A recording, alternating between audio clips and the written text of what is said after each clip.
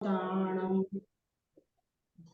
नमो सिद्धाणं नमो अज्ञानं नमो अजायाणं नमो लोये सवसाणं ऐसो पंच नमोकारो सर्व पापं प्रणाशनो मंगलाणं च सर्वेसि परमं होये। आगे चत्तारी अनम्यूट म्यूट हो गया।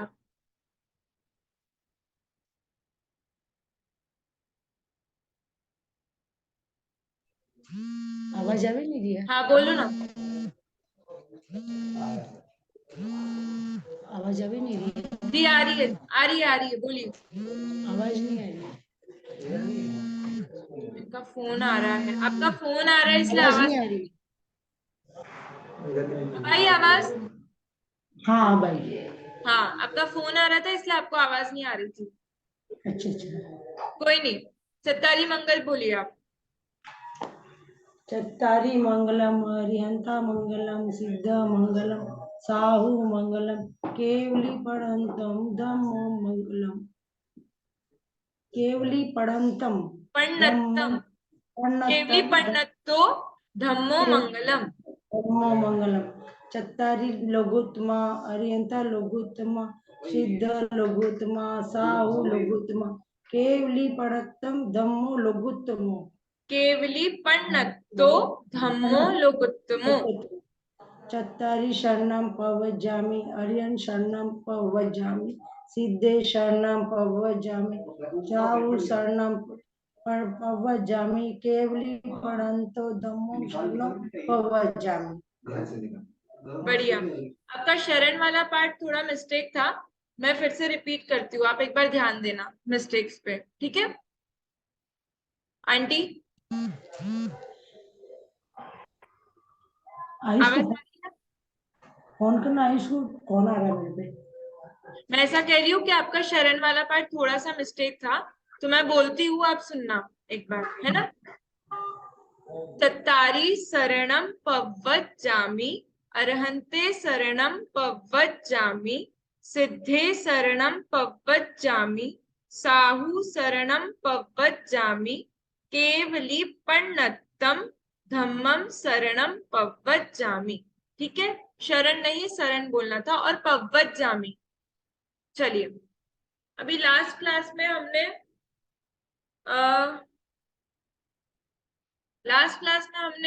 तीन छंद देखे थे देव स्तुति के, आगे के तीन छंद देखे थे, और हमने सात तत्व वाला चैप्टर पढ़ रहे थे। हम सात तत्व में हमने प्रयोजनभूत तत्व, तत्व किसे कहते हैं, प्रयोजनभूत तत्व किसे कहते हैं, और सात तत्वों के नाम प्लस जीव अजीव आश्रव बंध, ये चार तत्वों की हमने डेफिनेशंस देखी थी। आप लोग को ध्यान में है? आंटी पढ़ा था आपने, रिवाइज किया? नहीं पढ़ा? आप लोगों ने पढ़ा? तो मैं पूछती हूँ, आप लोग आंसर देने की कोशिश करना, ठीक है?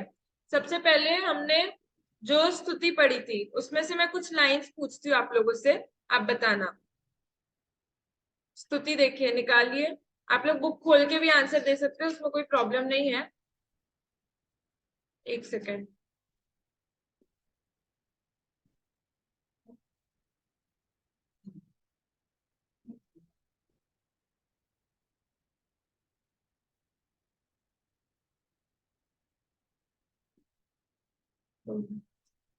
एक लाइन, फर्स्ट क्वेश्चन है आपका, तुम गुण चिंतत निज पर विवेक प्रगटे विघटे आपद अनेक।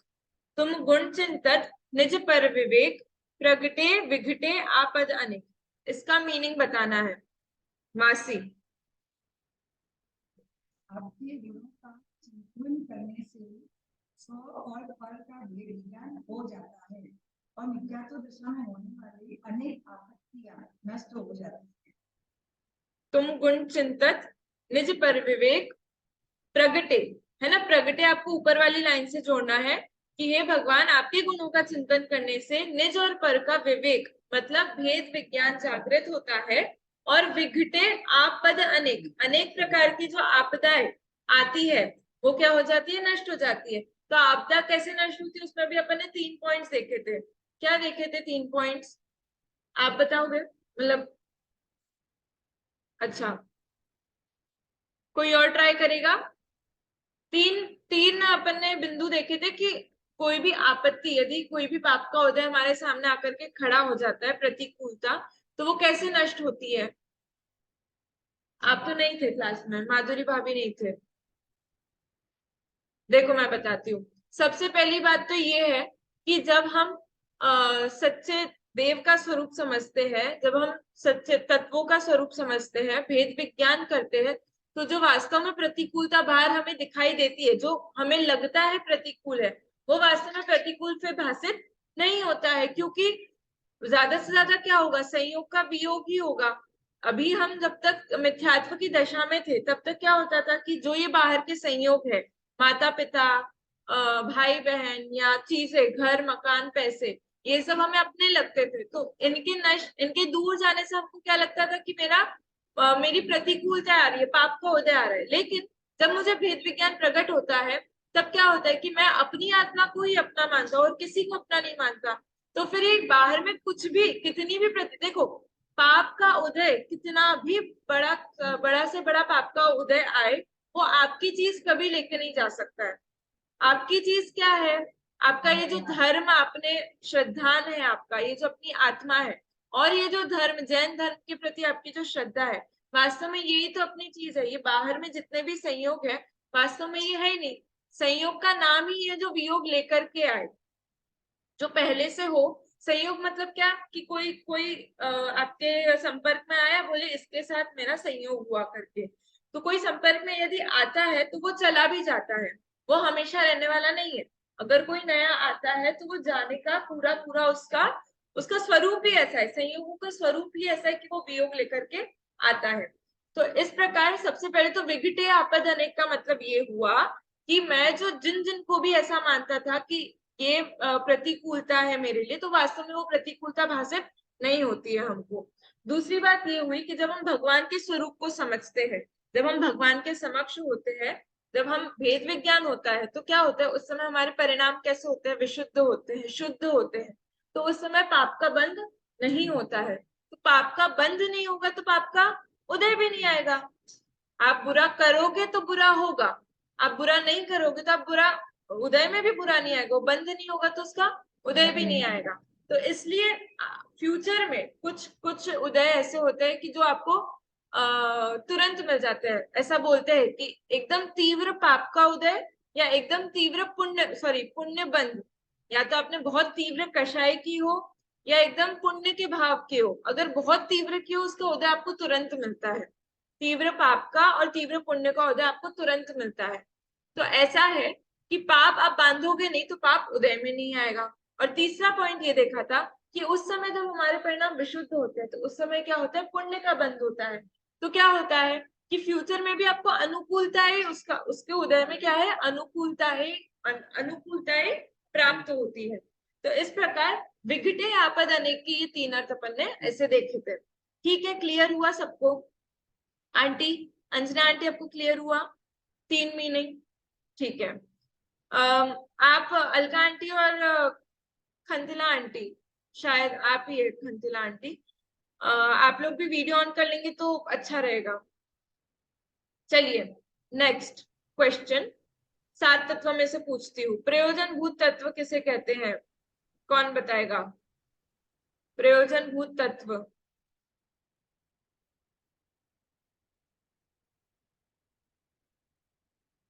प्रयोजन भूत तत्व। सुख दुख दूर होता है, दुख दूर होता है और हम सत्य सुख को प्राप्त करते हैं। हाँ, तो ऐसे तत्व जिनकी सम्यक श्रद्धा और ज्ञान बिना हमारा दुख दूर नहीं हो सकता और हम सुखी नहीं हो सकते, उससे क्या कहते हैं, प्रयोजन भूत तत्व कहते हैं। किसे कहते हैं? ऐसे तत्व जिनकी सम्यक श्रद्धा और ज्ञान बिना हमारा दुख दूर नहीं हो सकता और हम सुखी नहीं हो सकते, उसे प्रयोजन भूत तत्व कहते हैं। हमने सम्यक श्रद्धा का भी मीनिंग देखा था। सम्यक वर्ड क्यों लिया गया है, थे आप लोग क्लास में? नहीं। सम्यक का मीनिंग अपन ने ये देखा था कि देखो कोई भी चीज है, यहाँ पर अपन 7 तत्वों के ज्ञान और श्रद्धा की बात कर रहे हैं, तो 7 तत्व जैसे है वैसा जाना तो ही हमारे दुख का नाश हो सकता है।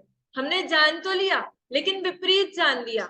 जैसे फॉर एग्जाम्पल क्या, अभी हमारी वर्तमान दशा कैसी है? अभी हम जानते तो ये 7 तत्वों को तो है ही, अभी भी हम 7 तत्वों को जानते हैं। ऐसा नहीं है कि हम आश्रव बंद कोई दूसरी दुनिया में है, अभी हम नहीं जानते और अचानक से हमें ज्ञान होगा, ऐसा नहीं है। ज्ञान तो हमें अभी भी है, लेकिन कैसा है? उल्टा ज्ञान है। क्यों उल्टा ज्ञान है? क्योंकि अभी हमारा मिथ्यात्व है। मिथ्यात्व का नाम ही है कि उल्टी मान्यता, जिसकी उसे मिथ्यात्व कहते हैं। तो अभी हमें 7 तत्वों का कैसा श्रद्धान है, कैसा ज्ञान है? विपरीत है। तो जब तक हमें सम्यक श्रद्धा नहीं होगा इन तत्वों का, तब तक हमें सच्चे सुख की प्राप्ति नहीं हो सकती, हमारा दुख दूर नहीं हो सकता है। इसलिए यहाँ पे ये सम्यक वर्ड बहुत इंपॉर्टेंट है। क्या? ऐसे तत्व जिनकी सम्यक श्रद्धा और ज्ञान बिना हमारा दुख दूर नहीं हो सकता और हम सुखी नहीं हो सकते, उसे प्रयोजनभूत तत्व कहते हैं। ऐसे प्रयोजनभूत तत्व 7 होते हैं। कौन कौन से? जीव, अजीव, आश्रव, बंध, संवर, निद्रा, मोक्ष। ठीक है, 7 तत्व। इन 7 के अलावा कोई 8वां तत्व ऐसा नहीं है इस दुनिया में कि जो हमें सुखी कर सके। और खैर कोई भी चीज आप सामने लेकर के और बोलो कि ये दूसरा 8वां तत्व है, वो इन 7 तत्वों में ही समाहित हो जाएगा। क्योंकि जितनी भी चीजें दिखाई दे रही है वो सब तो किस में आ जाती है? पुद्गल द्रव्य में आ जाती है। तो कोई ऐसे ही इन 7 के अलावा कोई ऐसी चीज बचती ही नहीं है जो अलग से इंक्लूड हो। तो ये 7 तत्व इनमें सब आ जाते हैं और इनका सम्यक श्रद्धान और ज्ञान बहुत जरूरी है। ठीक है, अब हमने जीव और अजीव तो क्लियर है, वो लास्ट टाइम भी अपन ने देखा था क्लियरली। अभी अपने पास थोड़ा कम टाइम है, तो अपन पहले आश्रव और बंध को रिवाइज कर लेते हैं। काफी कंफ्यूजिंग भी है, थोड़ा कॉम्प्लिकेटेड है, तो इस पे थोड़ा डिस्कशन करेंगे फिर से ताकि पक्का हो जाए, फिर आगे बढ़ते हैं। आश्रव, आश्रव किसे कहा था? आप लोग में से कोई ट्राई करेगा?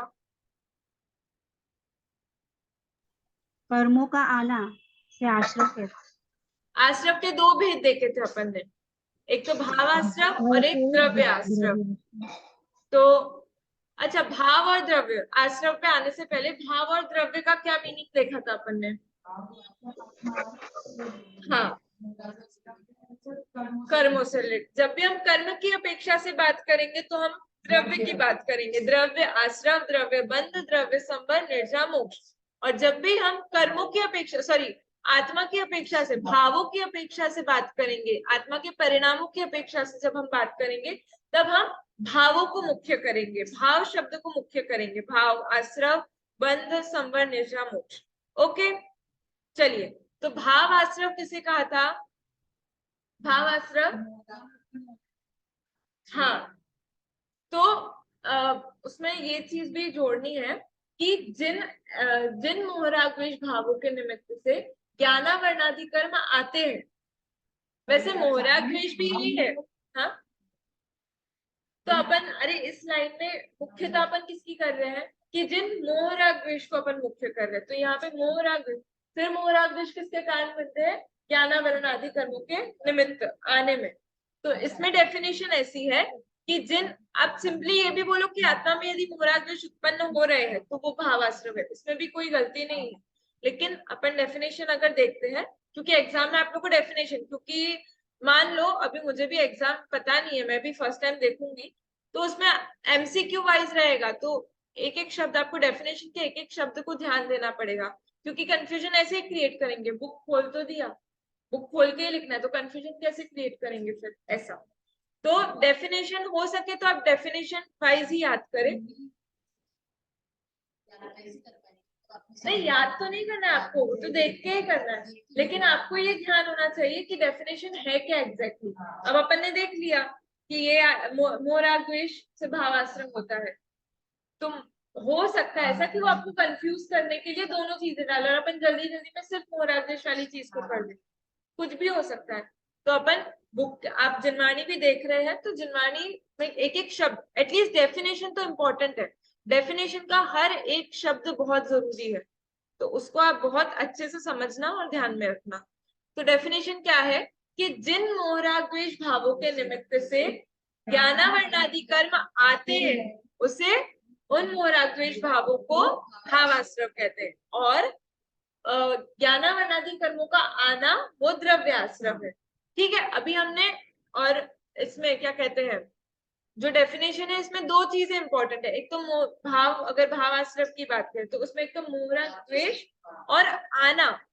आना यहाँ ठहरने की बात नहीं है, अटकने की बात नहीं है, यहाँ आना सिर्फ वो आते हैं, कर्म आते हैं, परिणाम प्रकट होते हैं, बस आश्रम में इतना ही है। फिर बंध की जब अपन बात करेंगे तो क्या बोल रहे हैं कि जीव जब अपने अज्ञान मोह राग द्वेष के भावों में अटकता है, जब उसी को ही अपना मानता है, उसी में ही अपनत्व रूप से प्रवृत्ति करता है, तब क्या होता है, इसके बंध होता है, भाव बंध होता है। क्योंकि यहाँ पे हम परिणामों की बात कर रहे हैं, तो जब भी ये जीव मोह राग द्वेष के परिणाम करता है, उत्पन्न होते हैं, तब तो क्या हुआ, भाव आश्रम, और जब उन परिणामों में अटकता है तो वो होता है भाव बंध। एक बात और जरूरी ध्यान रखने योग्य ये है कि जब भी मोह राग द्वेष के भाव होंगे तो ऐसा कभी नहीं होगा कि हम मोह राग द्वेष के भाव कर रहे हैं, आश्रव तो हो रहा है लेकिन बंध नहीं हो रहा है। ये नियम है कि जब भी कषाय उत्पन्न होगी तो बंध भी होगा ही होगा। ये आश्रव बंध यहाँ पे साथ में ही होंगे। जब भी हम कषायों की बात करेंगे, जहां आश्रम होगा वहां बंध होगा ही होगा। तो बस डेफिनेशन में थोड़ा सा डिफरेंस लाने के लिए यहाँ कहा है कि जब मोह राग द्वेष प्रकट होंगे तो भावाश्रव होगा, और जब यह जीव उसमें अटकेगा तो भाव बंद होगा। एग्जाम्पल हमने देखा था, जैसे कि आपको किसी बात के लिए गुस्सा आ गया, तो गुस्सा आया तो क्या हुआ, वो भाव आश्रव हुआ। अब आप उसी गुस्से को लंबा कर रहे हो, खींच रहे हो उसको, और उसमें ही ज्यादा और गुस्सा बढ़ रहा है, तो वो क्या हो रहा है, आपका बंद हो रहा है, भाव बंद हो रहा है। और एक बात और जरूर, उसमें अपनत्व रूप से वो आप उसको बिल्कुल, आप कोई कषाय को लंबा तभी कर सकते हैं जब आप उसको एकदम कि मैं गुस्सा, अपन हर बार सोचते तो नहीं है लेकिन अपनी श्रद्धा में वो चीज बैठी हुई है, डीप इनसाइड वो रूटेड है अपने, क्योंकि अनादि का है ये, अनादि से हम इन मोह राग द्वेष को अपना मानते आ रहे, तो फिर वो चीज लंबी इसीलिए होती है कषाय। इसलिए भाव, अभी अपन भाव की बात करें तो जब मोह राग द्वेष के भाव उत्पन्न होते हैं तो भाव आश्रव, और जब मोह राग द्वेष के भाव में जब हम यह जीव अटकता है वो बंध, भाव बंध।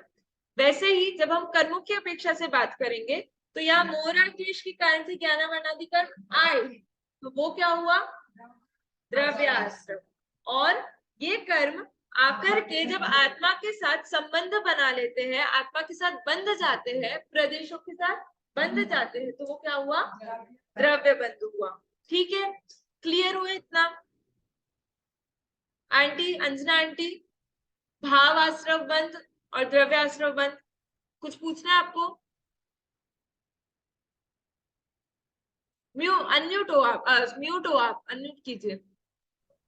द्रव्याश्रव, द्रव्य आश्रव, द्रव्य आश्रव मतलब जब कर्म आते हैं, अभी आत्मा में एंटर हुए हैं, बंधे नहीं है आत्मा के प्रदेशों के साथ, अभी वो आकर के आत्मा में एंटर हुए। अपन ने मेहमान वाला भी एग्जाम्पल देखा था कि जब आप गेट खोलते हैं मेहमान के लिए, मेहमान आपके रिंग बजाई और आपने गेट खोला, अब वो आपकी दहलीज क्रॉस करके अंदर तो आ गए, अभी बैठे नहीं है, अभी दहलीज क्रॉस करके वो अंदर एंटर हो गए, तो वो क्या हुआ, द्रव्य आश्रय हुआ, और आकर के आपने उसको सोफा पे बिठा दिया तो वो क्या हो गया, द्रव्य बंद हो गया, ऐसा। ठीक है,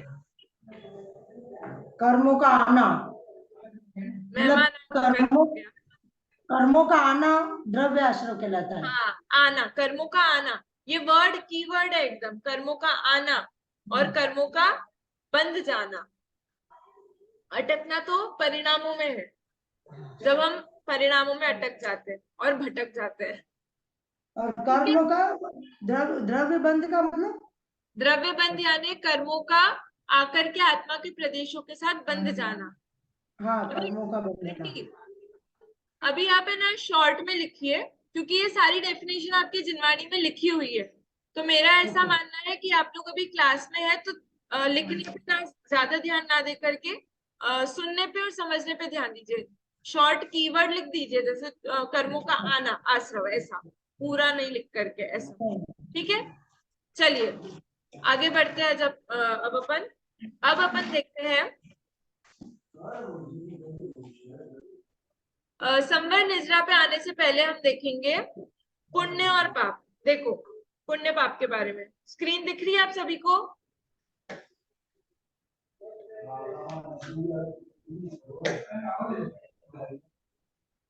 हाँ देखो क्या लिखा है, पेज नंबर है 12 और लास्ट थर्ड लास्ट लाइन, शंकाकार। को बंद के साथ क्यों देखो जोड़ दिया? पुण्य पाप को बंध के साथ क्यों जोड़ दिया? हम नॉर्मली एक सेकेंड ना, हाँ एक सेकेंड, शंकाकार, पुण्य पाप को बंध के साथ क्यों जोड़ दिया? उत्तर प्रवचनकार स्वाति आंटी पढ़ रहे हैं। आश्रव बंध के ही अवान्तर भेद है। शुभ राग से पुण्य का आश्रव और बंध होता है और अशुभ राग से द्वेष और मोह से पाप का आश्रय और बंध होता है। शुभ और अशुभ दोनों ही प्रकार का राग अर्थात पुण्य और पाप दोनों ही छोड़ने योग्य है, क्योंकि वे आश्रव और बंध तत्व है। देखिए हम नॉर्मली जो पुण्य और पाप है उसको आश्रव बंध के साथ जोड़ देते हैं, तो यहाँ पे क्या कह रहे हैं, उसका मीनिंग बता रहे हैं एग्जैक्टली क्या है इसका। वो कह रहे हैं कि ये जो पुण्य पाप है ये आश्रव और बंध के ही अवान्तर भेद है। पुण्य और अवान्तर भेद मतलब क्या, कि इसी के अंदर गर्भित है, वो इंक्लूडेड है। कैसे? तो देखो क्या कह रहे हैं कि भाई पुण्य और पाप आश्रव बंध के ही अवान्तर भेद है। शुभ राग से पुण्य का आश्रव और बंध होता है, इतना भी आगे नहीं बढ़ते हैं। शुभ राग से पुण्य का आश्रव और बंध होता है। शुभ राग मतलब क्या, कौन बताएगा? शुभ राग मतलब, ऑनलाइन में से कोई नहीं बोल रहा है। Aunty, खंतिला aunty. अपन जो धर्म करते हैं, अच्छा सोचते हैं, उसको अपन शुभ मानते हैं, इसलिए उसको शुभ राग। हाँ शुभ मानते हैं। शुभ क्यों मानते हैं? शुभ क्यों है वो? क्योंकि अच्छा है ना वो, बुराई से तो ये अच्छा है, इसलिए। हाँ हाँ, देखिए जो कोई भी कार्य है जो हमें मोक्ष मार्ग की तरफ बढ़ाते हैं, तो उन चीजों में हम यदि राग करते हैं, जैसे स्वाध्याय है और पूजन, भक्ति, प्रवचन, ये जितने भी भाव है, पढ़ना पढ़ाना शास्त्रों को, ये सब कैसे है? शुभ राग है। शुभ शुभ, जब हम शुभ की बात करेंगे, एक होता है अशुभ, एक होता है शुभ और एक होता है शुद्ध। तो अशुभ तो क्या है, जो हमें इस सच्चे वितरागी धर्म से दूर ले जाए, देव शास्त्र गुरु से जो हमें दूर ले जाए, उनके प्रति अपना राग द्वेष के भाव यदि होते हैं, तो वो सब क्या है? अशुभ में जाता है। चाहे राग हो चाहे द्वेष हो, चाहे हमें कोई चीज अच्छी लग रही है, टीवी अच्छी लगती है, मोबाइल अच्छा लगता है, लेकिन वो हमें देव शास्त्र गुरु से दूर ले जा रहा है, धर्म से दूर ले जा रहा है, तो वो सब क्या जाएगा? अशुभ में जाएगा। शुभ में क्या आएगा, कि जो कोई भी ऐसे कार्य जो हम करते हैं, परिणाम करते हैं, जो हमें देव शास्त्र गुरु से, मोक्ष मार्ग से जोड़ते हैं, वो सब क्या है? शुभ राग है। और शुद्ध तो जो साक्षात मोक्ष मार्ग है, सम्यक दर्शन, सम्यक ज्ञान, सम्यक चारित्र, वो सब क्या है? शुद्ध भाव, आत्मा में श्रद्धा, आत्मा का ज्ञान और आत्मा में लीनता, ये वास्तव में शुद्ध भाव है। इनके अलावा शुद्धता किसी और चीज से प्रकट नहीं होती है। इसके अलावा जितने भी कार्य है, चाहे वो आचार्य भी करते हैं, आचार्य भी क्या करते हैं? दीक्षा देना, प्रायश्चित देना, ये सब भी कार्य क्या है? शुभ में आते हैं। उनके अशुभ तो होता ही नहीं है, लेकिन शुद्ध भी नहीं है, ये शुभ भाव है ये सब। तो ये कह रहे हैं यहाँ पे कि शुभ भाव से तो पुण्य का आश्रय और बंध होता है। अब कैटेगरी कर दी कि जो शुभ राग है वो क्या है? पुण्य है, और अशुभ राग है वो क्या है? पाप है। मतलब जितना भी हम बाहर में ये टीवी, फोन, मोबाइल और दुनिया भर की जितने भी खाना पीना, घूमना फिरना, ये सब किस में जाएगा? अशुभ राग। और अशुभ राग से क्या होगा? पाप का आश्रय और बंध। मैंने अभी पहले ही कहा था कि जब भी अभी अपन यहाँ पे बात करेंगे तो जब भी आश्रव की बात करेंगे तो बंध भी होगा ही होगा। इसलिए यहाँ पे कह रहे हैं कि शुभ राग से पुण्य का आश्रव और बंध होता है और अशुभ राग से पाप का, मुझे तो वीडियो में दिख नहीं रहा, हाँ, अशुभ राग से क्या था, अशुभ राग द्वेष और मोह। हाँ देखो, अशुभ राग द्वेष और मोह से पाप का आश्रय और बंध होता है। अब मुझे एक बात बताओ, शुभ में तो अपन ने शुभ में सिर्फ राग लिया और अशुभ में राग द्वेष मोह तीनों को लिया, ऐसा क्यों?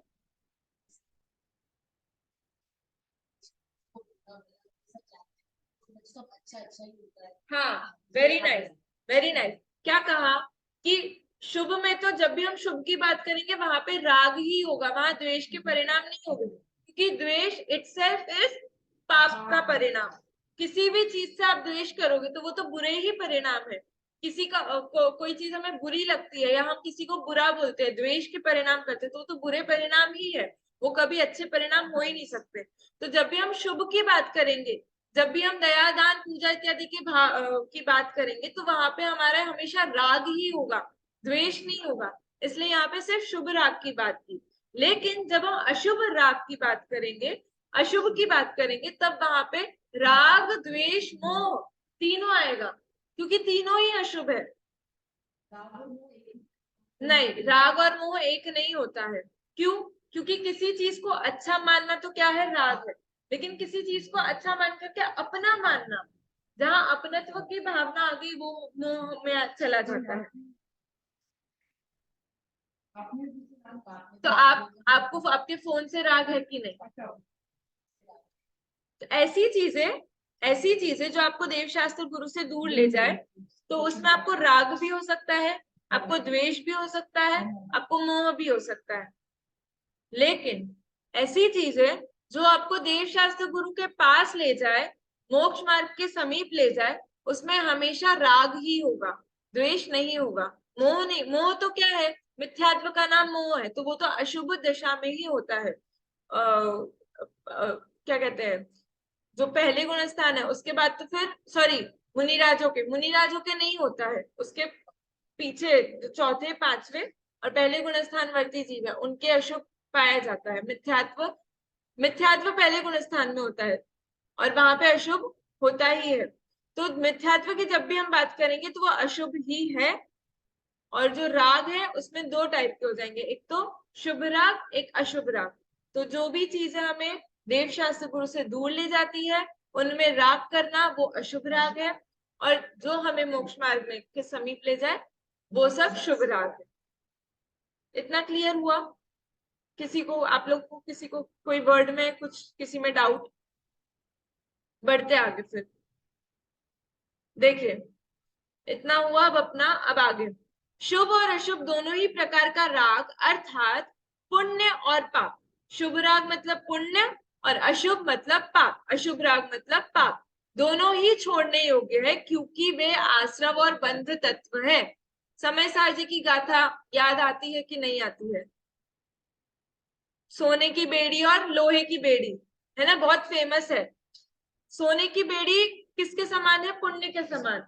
और लोहे की बेड़ी किसके समान है? पाप के समान। अब आप बोलो कि सोने की है तो बेड़ी है भली, लेकिन सोने की है तो अच्छी होनी चाहिए। बेड़ी तो बेड़ी ही है, बांधने का ही काम करती है, चाहे फिर सोने की हो, लोहे की हो, चाहे किसी चीज की हो, लेकिन बेड़ी क्या काम करती है? बांधने का ही काम करती है।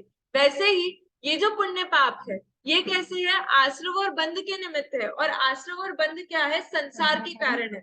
अब आप मान लो कि आप शुभ शुभ शुभ शुभ राग करके पुण्य का ही बंध करो, तो ज्यादा से ज्यादा क्या होगा? उससे देव गति की प्राप्ति होगी, स्वर्ग में जाओगे, मनुष्य में जाओगे, लेकिन आखिर में है क्या? वो संसारी। हमने गति चैप्टर पढ़ा था कि नहीं पढ़ा था? गति चैप्टर किसमें पढ़ा था? कौन से भाग में पढ़ा था? भाग 2 में। भाग 2 में क्या पढ़ा था?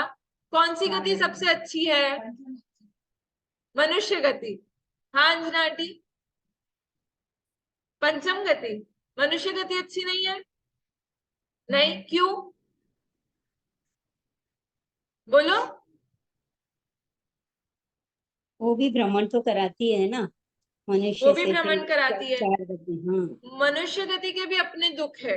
कोई जीव यदि अपनी आत्मा का कल्याण नहीं करे तो वो भी दुखी है, सुखी थोड़ी है, उसके भी बहुत दुख है। हम सब मनुष्य, हम सब जानते ही हम कितने सुखी और कितने दुखी है। तो मनुष्य गति में भी दुख है, वो तो ऐसा है, उसको एक एक अपेक्षा से बस अच्छा इसलिए कहते हैं क्योंकि उसका हम संयम धारण करके मोक्ष प्राप्त कर सकते हैं। लेकिन अगर हम ओवरऑल यदि उसकी बात करेंगे तो कोई गति नहीं है, अच्छी नहीं है, क्योंकि आफ्टर ऑल सभी संसार है और संसार में परिभ्रमण का कारण है। तो वैसे ही ये जो शुभ राग हो चाहे अशुभ राग हो, पुण्य हो चाहे पाप हो, आश्रम और बंध के ही कारण होने से ये अच्छे नहीं है, छोड़ने योग्य है। इसलिए हम यदि सोचे कि बहुत दयादान कर लेते हैं इस भव में तो अगले भव में शांति से रहेंगे, खुशी से रहेंगे, तो पुण्य भी कब तक रहेगा? ऐसा कभी नहीं होगा कि सिर्फ पुण्य पुण्य पुण्य रहे। फिर एक ऐसा टाइम आएगा कि जब पुण्य खत्म हो जाएगा और आपका पाप बंधेगा। इसलिए पुण्य और पाप किसी को भी उपादेय मतलब अच्छा नहीं मानना है, दोनों ही है, ये छोड़ने योग्य। देखिए पुण्य और पाप दोनों ही शब्द मतलब जो दृढ़ता का सूचक है, मतलब इतना सा भी इसमें अपेक्षा नहीं है कि आप पुण्य को भला और पाप को बुरा कह सको। तो दोनों ही छोड़ने योग्य है क्योंकि वे आश्रय और बंध तत्व है, आश्रय और बंध का कारण है। अब अपन आते हैं संवर और निर्जरा और मोक्ष तत्व पे। देखो क्या कह रहे हैं, पुण्य पाप के विकारी भाव आश्रव, पुण्य पाप के विकारी भाव मतलब आश्रव को आत्मा के शुद्ध वीतराग भावों से रोकना, वो क्या है? भाव संवर है। क्या कहा? पुण्य पाप के विकारी भाव यानी आश्रव को आत्मा के शुद्ध भावों से रोकना। हम सोच ले कि भाई पुण्य और पाप हमको दोनों ही नहीं करना है और हम ऐसे आइडियली बैठे, तो वो आइडियली बैठना कब पॉसिबल होगा? जब हमें शुद्ध भाव होंगे। एकमात्र ये शुद्ध दशा ही ऐसी है कि जिस समय हमें ना पुण्य होता है ना पाप होता है, ना राग होता है ना द्वेष होता है। यदि हमें अपनी आत्मा का ज्ञान नहीं होता है, शुद्ध भाव प्रकट नहीं होता है, तो नियम से या तो आप राग में प्रवृत्ति करोगे या आप द्वेष रूप प्रवृत्ति करोगे, या तो आप पुण्य रूप शुभ राग रूप प्रवृत्ति करोगे या अशुभ राग रूप प्रवृत्ति करोगे। तो संवर क्या कहा? भाव संवर, कि जब आप अपनी आत्मा का ध्यान करते हो, अपनी आत्मा में लीन होते हो जिस समय, उस समय क्या होता है, जितने समय के लिए आप अपनी आत्मा में लीन होते हो उस समय बाहर में आपको आश्रय बंध नहीं हो रहा है, उस समय सिर्फ आप अपनी आत्मा में लीन हो रहे हो। तो क्या होगा? तब मोह राग द्वेष कुछ उत्पन्न नहीं होगा।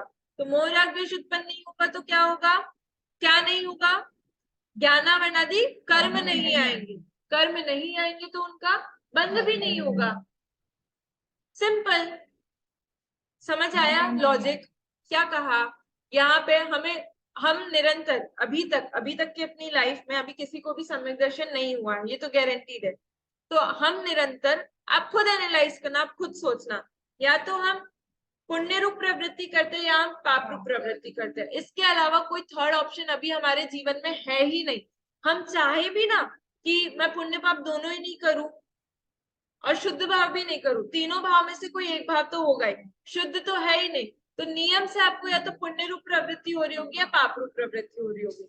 अब दोनों को रोकना है तो हम कैसे रोके? हाँ, एक मात्र शुद्ध भाव से। और वो शुद्ध भाव कैसे कहा? कि आत्मा के वीतराग भाव प्रकट करने से। वीतराग भाव मतलब ना राग करना है ना द्वेष करना है। तो देखो, हमें रोकना नहीं है परिणामों को कि अभी मुझे गुस्सा आ रहा है तो मैं इसको रोक के रखूं तो ये रुक जाएंगे, मुझे ये जो पाप के परिणाम आ रहे हैं ये रुक जाएंगे। आप बस अपनी आत्मा में लीन हो जाओ, अपने आप मोह राग द्वेष उत्पन्न नहीं होंगे, क्योंकि आपका उपयोग नहीं रहेगा बाहर। जब तक आपका बाहर में उपयोग है तब तक ये राग द्वेष के परिणाम होते हैं। अपनी आत्मा में लीन होगे जब, तो ना राग होगा ना द्वेष होगा, तो अपने आप आश्रव बंध नहीं होगा। तो देखो, अब पुण्य पाप के विकारी भाव, पुण्य पाप दोनों को विकारी भाव कहा है। विकारी मतलब जो आत्मा के परिणाम नहीं है, विभाव रूप परिणाम, उनको विकारी कहा। तो पुण्य पाप के विकारी भाव को आत्मा के शुद्ध भावों से रोकना। आत्मा के शुद्ध भावों से रोकना मतलब अपनी आत्मा में लीन होना। अपन को एक काम करना है बस, अपनी आत्मा में लीन होना है, अपने आप यहाँ पे शुद्धता प्रकट होगी, अपने आप मोराग्रश के भाव नहीं होंगे। और आगे देखो क्या कह रहे हैं, उसे भाव संवर कहते हैं। और तद अनुसार मतलब तत् अनुसार, उसके अनुसार, किसके अनुसार, भाव संवर के अनुसार। मतलब यहाँ पे शुद्ध भाव हुए, उसके अनुसार क्या होगा, नए कर्मों का स्वयं आना रुक जाना द्रव्य संवर है। नए कर्मों का स्वयं आना रुक जाना वो क्या है, द्रव्य संवर है। हम एग्जाम्पल से देखते हैं, अभी एग्जाम्पल को बीच में लाते हैं। प्रमीला आंटी का फेवरेट नाव का एग्जाम्पल, अभी वो है नहीं यहाँ पे, पर अपन देखते हैं। नाव है, तो नाव क्या है, अजीव तत्व। नाव अजीव तत्व है, आप उसमें बैठे हो, वो क्या है, जीव तत्व है। मैं जीव तत्व में बैठा हूं और नाव है वो अजीव तत्व है। अब आप राइड कर रहे हो, उसको चला रहे हो आप समुद्र में। अब क्या हो रहा है कि अचानक से एक छेद हो गया नाव में। छेद हो गया तो क्या होगा, स्वाभाविक रूप से पानी अंदर नाव में भरना शुरू हो जाएगा। अब वो जो छेद हुआ, वो छेद हुआ तो वो क्या हुआ, पानी आया, कर्म आए, तो वो क्या हुआ, आश्रव हुआ। अभी यहाँ पे पानी की जगह आपको कर्म सोचना है, कर्म की जगह आपको पानी सोचना है। तो पानी आया, वो हुआ आश्रव। पानी आकर के ठहर गया, धीरे धीरे करके वो बढ़ रहा है, मतलब वो रुक रहा है जब तो वो बढ़ रहा है धीरे धीरे, तो उससे क्या होगा, बंद हुआ वो कर्म, सॉरी, पानी आया आश्रव और आकर के रुका वो बंद। अब मुझे कर्मों को आने से रोकना है, पानी को आने से रोकना है, तो मैं कैसे रोकूंगी, मैं बाल्टी लूंगी और बाल्टी से पानी फेंकती जाऊंगी बाहर, ऐसे तो पानी आना रुक जाएगा क्या, नहीं, नहीं होगा। क्यों नहीं होगा, वो हाँ छेद से प्रतिभा, पानी आ ही रहा है ना, छेद को बंद करना। हाँ छेद, जब तक छेद को बंद नहीं करेंगे तो आप कितना भी पानी, 3 काल में आप बाल्टी भरते ही जाओ निकालते जाओ, तो भी वो कभी पानी रुकेगा नहीं। तो सबसे पहले हमें क्या करना है कि जिस द्वार से, जिस छेद से वो पानी आ रहा था, उस छेद को हमें रोकना पड़ेगा। तो वो क्या हुआ, आपका संवर हुआ। यहाँ पर हम डेफिनेशन में देखें तो शुद्ध भाव यहाँ पे प्रकट हुए। जिस समय आपके ये भाव प्रकट हुए, जिस समय आपके भाव प्रकट हुए, उस समय यहाँ पर मोहराग्देश के भाव उत्पन्न ही नहीं होंगे। तो संवर प्रकट हुआ तो आश्रव का अभाव हुआ। संवर प्रकट हुआ मतलब शुद्ध भाव प्रकट हुए, उसका नाम संवर। तो संवर प्रकट हुआ तो अपने आप यहाँ पे आश्रव बंद हो गया। आश्रव माने क्या, भाव आश्रव माने क्या, मोह राग द्वेष का उत्पन्न होना। तो जब आपका ध्यान बाहर होगा ही नहीं, आपकी आत्मा में होगा, तो मोह राग द्वेष तो होंगे ही नहीं। तो इसीलिए संवर का अभाव, आश्रव का अभाव सो संवर, मतलब शुद्ध भाव प्रकट हुए वो भाव संवर। और उन शुद्ध भावों के निमित्त से क्या हो रहा है, नए कर्म स्वयं आना रुक जाना, नए कर्म अब आने बंद हो गए। मोहराग द्वेष नहीं हुआ तो कर्म भी आने बंद हो गए। हाँ, जैसे अपन ने वो छेद में कुछ लगाया, अटकाया, उसी समय, जिस समय अपन ने लगाया, उस समय पानी आना बंद हो गया, तो वो क्या हुआ, आपका भाव संवर। हाँ, मतलब नाव में तो आप नॉर्मली संवर समझो, और डेफिनेशन में भाव संवर। और कर्म का आना रुक जाना वो क्या हुआ, आपका द्रव्य संवर हुआ। अब निर्जरा, निर्जरा में क्या होता है कि अभी आपने कर्म तो नए नहीं बांध रहे हो, आप नए कर्म तो नहीं आ रहे। अब क्या होता है कि आपके ऑलरेडी इतने सारे कर्म बंद हुए, ऐसा तो है नहीं कि आप इधर बंद कर रहे हो और तुरंत उदय आ रहा है, बंद कर रहे हो तुरंत उदय आ रहा है, ऐसा नहीं होता है। क्या होता है कि आप बहुत सारे कर्म बांधते हो, एक साथ अनंत कर्म बांधते हो आप। और क्या होता है, अनंत परमाणु भी आपके, कर्म परमाणु भी आपकी आत्मा के साथ बंधे हुए हैं। तो सबका उदय एक साथ नहीं आता है, सब अपनी अपनी एक टाइम लिमिट लेकर के आते हैं कि इस, मैं 2 साल तक आत्मा के साथ संबंध रखूंगा, उसके बाद मैं फिर जाऊंगा। तो ये आपके सब कर्म जो ऑलरेडी अंदर बंधे हुए, उनको क्या कहते हैं कि सत्ता में पड़े हुए वो कर्म, जो आपके कर्म ऑलरेडी बंधे हुए हैं, सत्ता में पड़े हुए कर्म है। अब उन कर्मों का झड़ जाना या निर्जरित हो जाना, उसको निर्जरा कहते हैं। अपन डेफिनेशन देखेंगे, पहले नाव के एग्जांपल में देखते हैं। अभी नाव में अपने छेद बंद किया तो नया पानी तो नहीं आ रहा है, लेकिन अभी ऑलरेडी बहुत सारा पानी भरा हुआ है।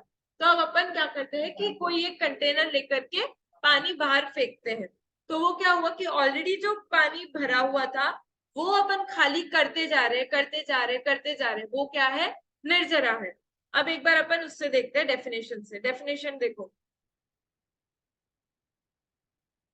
इसी प्रकार मतलब अभी आपने शुद्ध भाव किए, ठीक है, वो भाव तो हुए। अब इसी प्रकार ज्ञानानंद स्वभावी आत्मा के लक्ष्य के बल से, ज्ञानानंद स्वभावी आत्मा के लक्ष्य किया, उस लक्ष्य के बल से स्वरूप स्थिरता की वृद्धि। अभी तो मैंने मेरी आत्मा का ज्ञान किया तो वो हुआ स्वरूप स्थिरता। अब उस स्थिरता की वृद्धि होना, देखो जो मुनिराज होते हैं सातवें गुणस्थान से लेकर के ऊपर के मुनिराज, वो लोग अपनी आत्मा में ही लीन रहते, वो बाहर आते ही नहीं है। तो वो क्या है, 7वें गुणस्थान से 8वां 9वां 10वां, ये क्या है, शुद्धि की वृद्धि होना। एक एक एक एक गुणस्थान बढ़ता जा रहा है। मतलब शुद्धि की वृद्धि मतलब क्या होता है, देखो जैसे अभी जो मुनिराज नहीं बने हैं, अभी इधर ही है, क्या कहते हैं, गृहस्थ ही है, अभी घर में ही है जो, तो उनको भी जो सम्यक दृष्टि जीव होते हैं, श्रावक होते हैं, उनको भी आत्मा का ज्ञान होता है। लेकिन कैसा होता है, जो समय चौथे गुण स्थान वर्ती होते हैं, उनको अभी आत्मा का ज्ञान हुआ ना, तो मैक्सिमम 6 महीने के बाद, मतलब ऐसा होता है कि 6 महीने के बाद फिर आत्मा का ज्ञान होता है, उसके बीच में नहीं हो, इतना टाइम इंटरवल रहता है। क्यों, उसकी स्थिरता इतनी, परिणाम इतने विशुद्ध नहीं है कि उसके इतने परिणाम स्थिर रहे। हाँ, कम ज्यादा से ज्यादा, उससे ज्यादा हो तो वो, लेकिन ऐसा भी नहीं होता कि तुरंत हो जाए।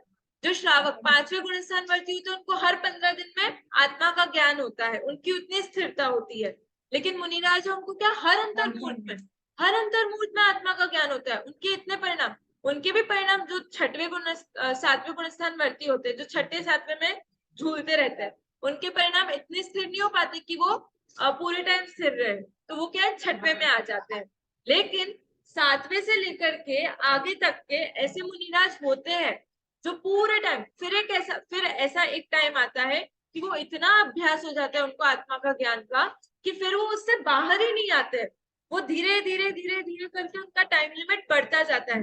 पहले कितना था, 6 महीने में एक बार, फिर कितना हुआ 15 दिन में एक बार, फिर कितना हुआ हर अंतर्मोट में एक बार, फिर कितना हुआ कि बाहर ही नहीं आ रहे। तो ऐसे स्थिरता, शुद्धि की वृद्धि, यहाँ पर क्या कह रहे हैं, शुद्धि की वृद्धि।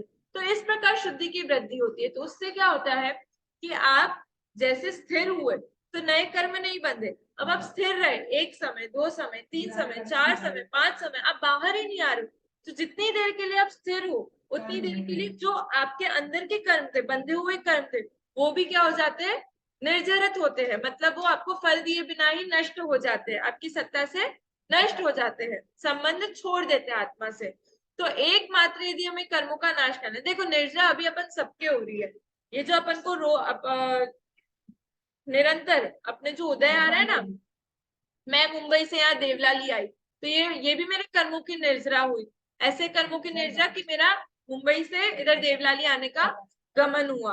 अभी अपन पढ़ रहे हैं, ये भी क्या है, अपनी कर्मों की निर्जरा हो रही है। मैं पढ़ा रही हूँ, आप लोग पढ़ रहे हो, ये भी तो निरंतर कर्मों की निर्जरा तो हो ही रही है। लेकिन ये कोई काम की निर्जरा नहीं है।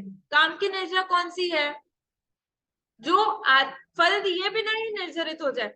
क्यों, क्योंकि अभी ये वाली निर्जरा काम की क्यों नहीं है, क्योंकि निर्जरा भी हो रही है, बंद भी हो रहा है, निर्जरा भी हो रही है, बंद भी हो रहा है, निर्जरा भी हो रही है, बंद भी हो रहा है। लेकिन ऐसी निर्जरा कि जहाँ पे बंद कर्मों की निर्जरा तो हो रही है, लेकिन नया बंद ही नहीं हो रहा है, तो वास्तव में वो निर्जरा आपकी काम की है। तो यहाँ पर जिस निर्जरा की बात कर रहे हैं, वो शुद्ध भावों के कारण जो आपकी निर्जरा हो रही है, बिना फल दिए ही जो निर्जरा हो रही है। देखो मुनिराज ने ऐसे कर्म भी बांधे होंगे कि उनको कोई रोग हो जाए, उनके पुराने कर्म कोई ऐसे बंधे होंगे कि यहाँ पर उनको फ्यूचर में ऐसा हो कि उनको कोढ़ का रोग हो जाए, ऐसा। लेकिन उसके पहले ही उनने अपनी आत्मा का इतना ध्यान कर लिया, इतनी स्थिरता हो गई कि वो जो उनके सत्ता में कोढ़ होने वाले जो कर्म थे, जो आने वाले थे उदय में, वो पहले ही खिर गए, तो अब उनको कोढ़ होगा ही नहीं। ये है निर्जरा का महत्व, ये है शुद्ध भावों का महत्व।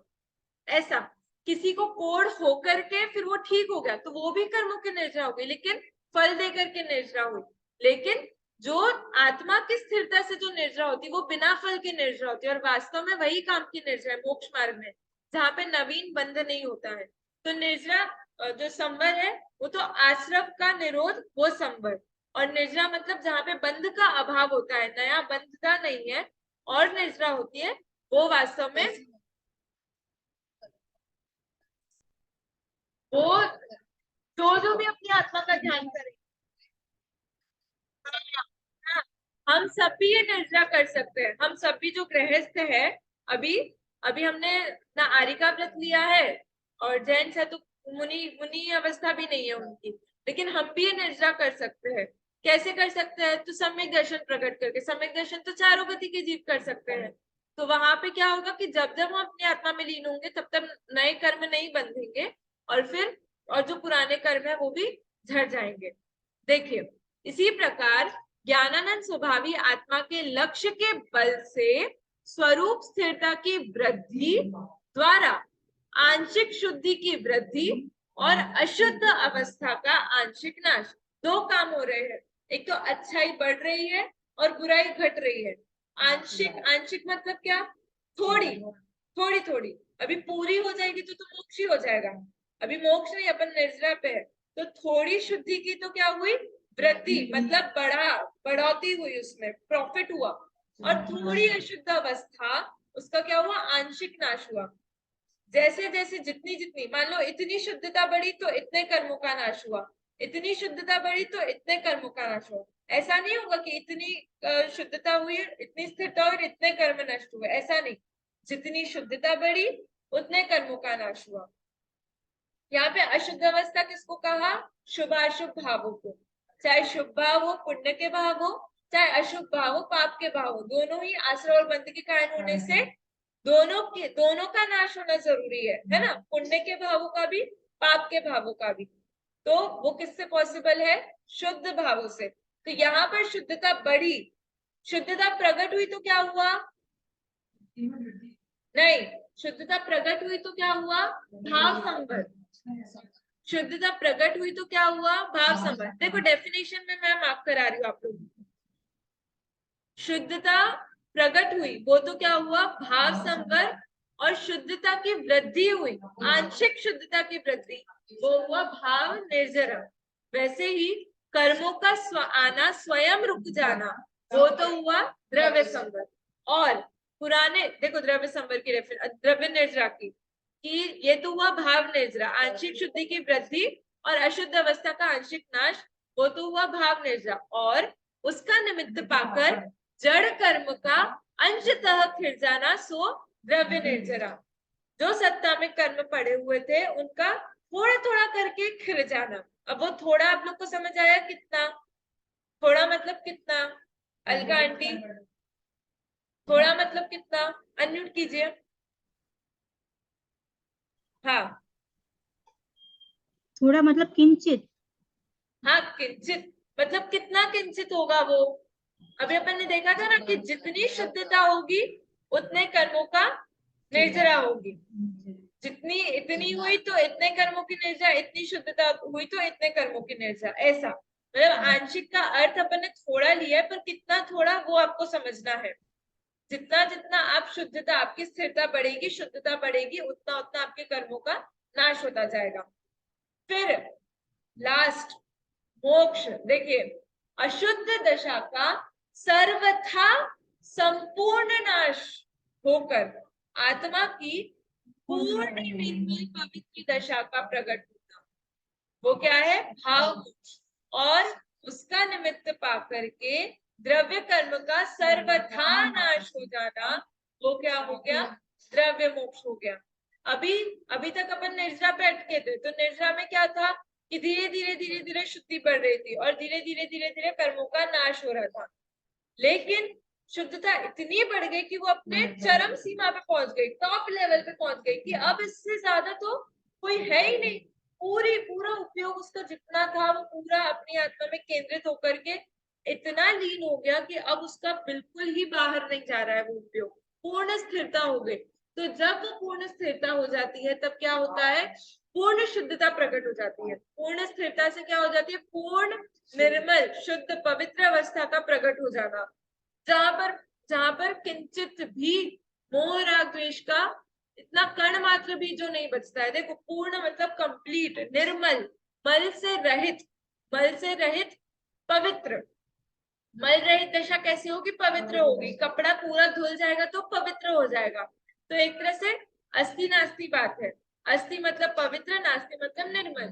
तो यहाँ पर पूरे मोहराग्वेश का नाश हुआ और पवित्र दशा प्रकट हो गई, तो वो हुआ आपका भाव मोक्ष।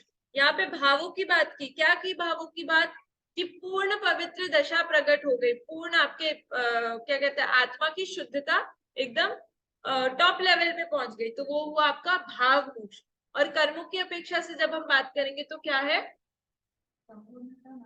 कर्मों का कंप्लीट नाश हो जाना। हाँ, वो क्या है? द्रव्य मोक्ष है। तो वास्तव में द्रव्य मोक्ष किसके होता है? वास्तव में द्रव्य मोक्ष किसके होता है?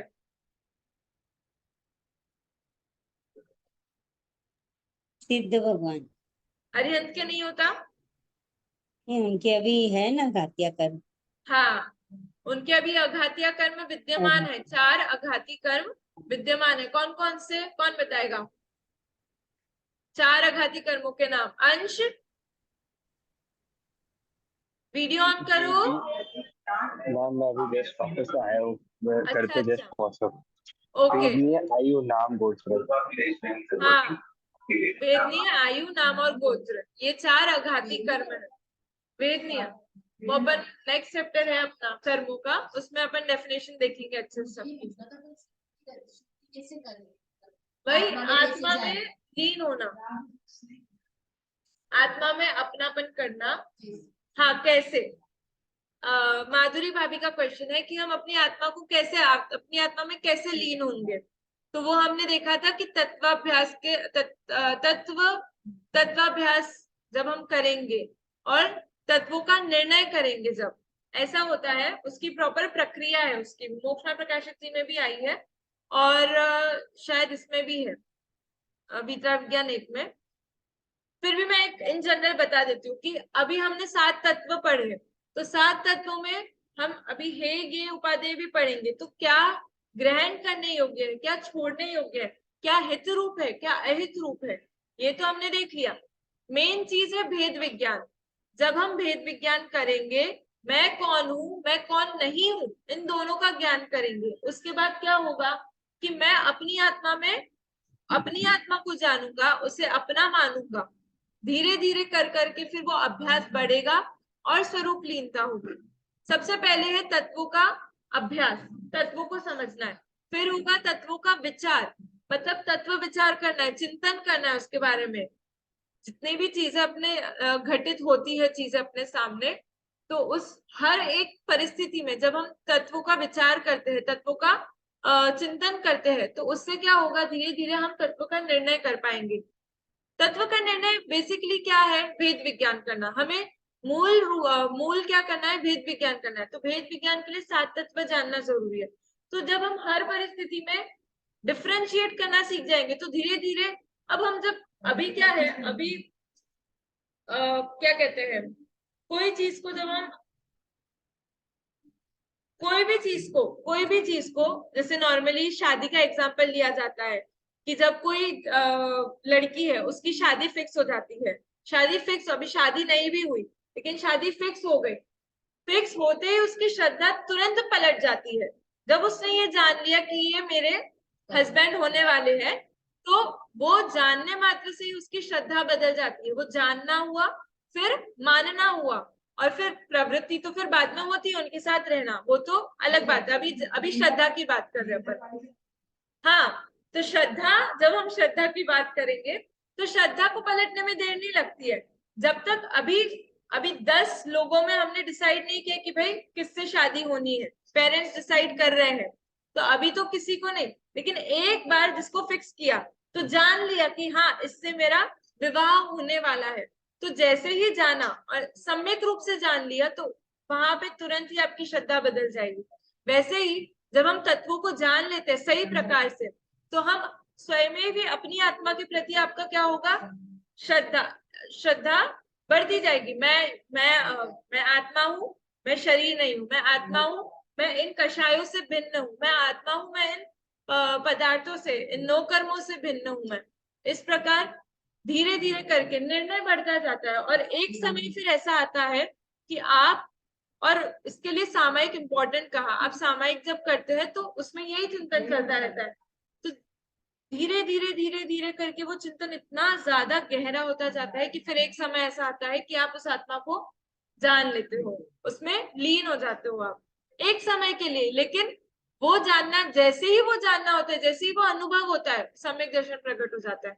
ऐसा नहीं कि आपने जान लिया तो आधे घंटे तक आपको आत्मा में लीनता हो रही है। एक सेकंड का, एक समय का काम है। सेकंड भी बहुत बड़ा है, समय तो बहुत छोटा है।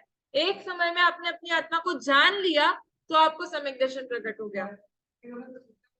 सुख का वेदन, बस वो एक समय में, लेकिन ऐसा सुख कि उसके बाद सोचो आप, सम्यक दृष्टि का अपन ने कितना सुनते हैं सब जगह कि उसको फिर कुछ नहीं रुचता है।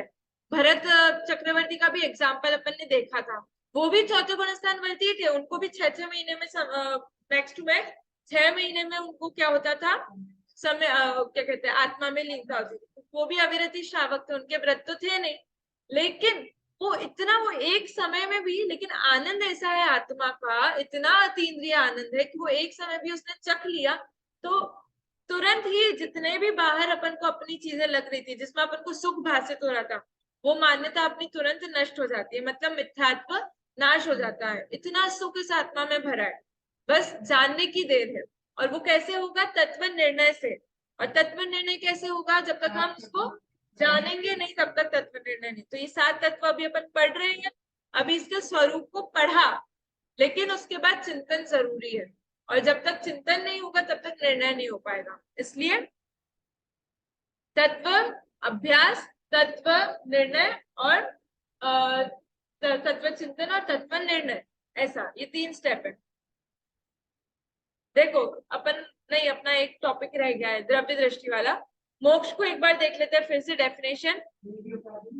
अशुद्ध दशा का सर्वथा संपूर्ण नाश होकर आत्मा की पूर्ण निर्मल पवित्र दशा का प्रकट होना भाव मोक्ष है, और निमित्त कारण द्रव्य कर्म का सर्वथा नाश होना सो द्रव्य मोक्ष है। उक्त सातों तत्वों को भली भांति जानकर एवं समस्त पर तत्वों पर से दृष्टि हटाकर अपने आत्म तत्व पर दृष्टि ले जाना ही सच्चा सुख प्राप्त करने का सच्चा उपाय है। देखिए अपना ये टॉपिक एक रह गया था पहला, यह द्रव्य दृष्टि क्या है, पेज नंबर है 12, उसमें बीच में यह द्रव्य दृष्टि क्या है। मैंने ये इसलिए छोड़ा था क्योंकि इसमें आश्रव संवर की बात आई थी, अब अपन ने वो देखा ही नहीं था तो फिर नहीं आता समझ अच्छी तरीके से सबको, इसलिए फिर मैंने छोड़ दिया था। द्रव्य दृष्टि क्या है? सब लोग कहते हैं कि अपनी आत्मा के लिए आपको आत्मा को जानने के लिए आपको द्रव्य दृष्टि जरूरी है। तो द्रव्य दृष्टि मतलब क्या होता है? आत्मा की दृष्टि, द्रव्य मतलब यहाँ पे आत्मा है, तो वो कैसे होगा, क्या है वो, कैसे होगा, उसके बारे में कह रहे हैं। पढ़ो, कौन पढ़ेगा ऑनलाइन में से? खंतिला आंटी पढ़िए। यह द्रव्य दृष्टि क्या है? सप्त तत्वों को यथार्थ जानकर समस्त पर पदार्थ और शुभाशुभ आश्रवादिक विकारी भाव तथा संवरादिक अविकारी भावों से भी पृथक ज्ञानानंद स्वभावी त्रिकाली ध्रुव आत्म तत्व ही दृष्टि का विषय है। इस दृष्टि के कथन में पर, विकास और भेद को भी गौण करके मात्र त्रैकालिक ज्ञान स्वभाव को आत्मा कहा है, और उसके आश्रय से ही धर्म असंवर निर्जरा प्रकट होता है। जिन मोहराग द्वेष बस भावों बस से ये तो हो गया अपना, हाँ हाँ ये तो हो गया अपना आश्रम, हम्म, बस इतना। हम्म। समझ आया आप लोग को? थोड़ा थोड़ा थोड़ा थोड़ा समझ आया? अंजना आंटी नहीं आया, कोई बात नहीं। अलका आंटी फिर से अनम्यूट कीजिए, आप म्यूट हो जा रहे बार बार, अब कीजिए अनम्यूट।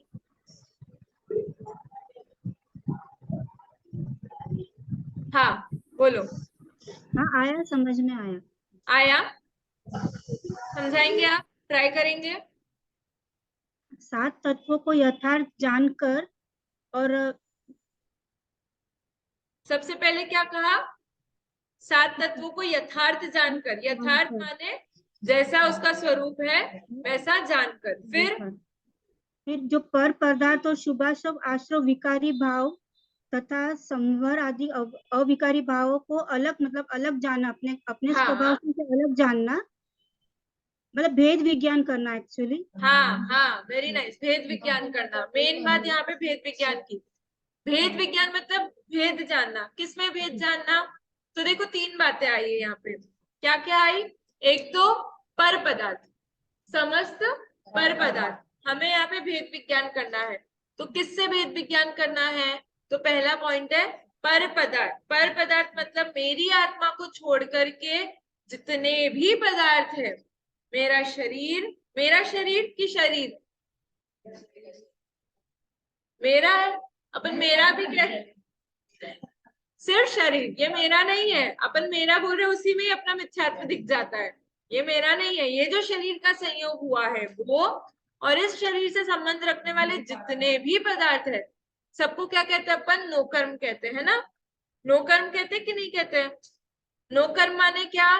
कि ये जो शरीर और शरीर से संबंध रखने वाले जितने भी जीव, जितने भी चेतन अचेतन पदार्थ है। चेतन पदार्थ यानी माता पिता, पुत्र, भाई बहन, बंधु सब। और अचेतन पदार्थ यानी घर, मकान, पैसा, रुपया, गाड़ी, बंगला, सब कुछ।